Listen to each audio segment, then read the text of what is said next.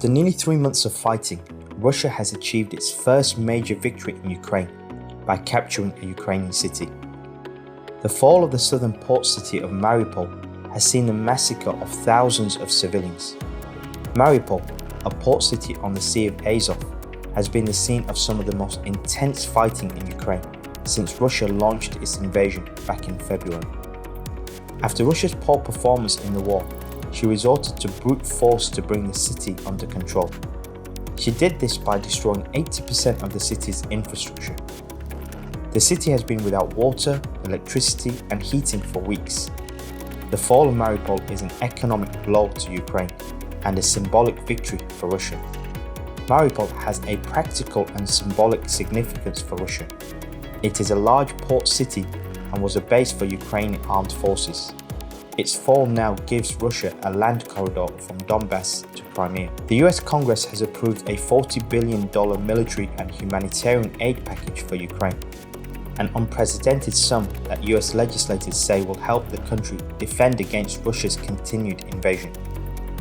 The massive aid package signals a major escalation of US backing for Ukraine after nearly 3 months of war. Combined with previous announcements of US aid to Ukraine, the new funding brings the total of US assistance to $50 billion since the war started in February. There is little comparable in recent history. Russia's 2021 defense budget was only $56 billion. The question now becomes, how is Moscow going to react? Weapons from the West are moving very quickly into Ukraine, and Russia is finding itself more and more in a war of attrition. Turkish President Erdogan said Ankara will not approve Sweden and Finland's bid for NATO membership over the Nordic countries' alleged support for Kurdish terrorist organizations. Erdogan has also taken exception to Sweden and Finland's ban on arms exports to Turkey. Turkey is demanding both countries end their arms embargoes on Turkey.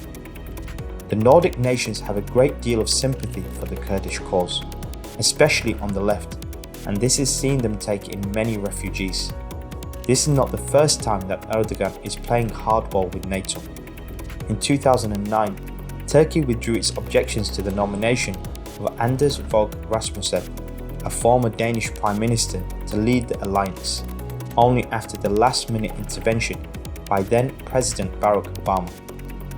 In 2019, Turkey held up defense plans for the Baltic states and Poland, insisting that NATO needed to recognize the YPG as a terrorist threat and defend Turkey against it. Erdogan has regularly elevated its own security issues over those of the collective security of the alliance, and it's likely he will compromise in the end. Hezbollah and its allies have lost their majority in Lebanon's parliamentary elections in an unexpected blow to the country's most formidable political and military force.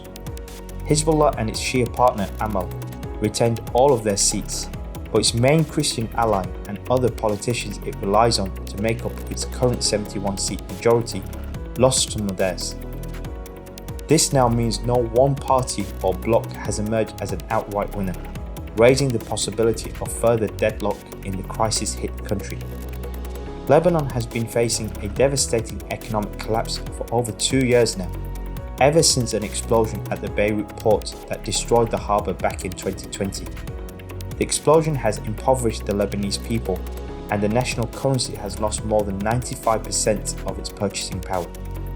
The executive and legislative branches of the government have shown little interest in tackling the problems, and instead adopted measures to avoid blame for the crisis. It remains to be seen if the new parliament can tackle the country's major issues.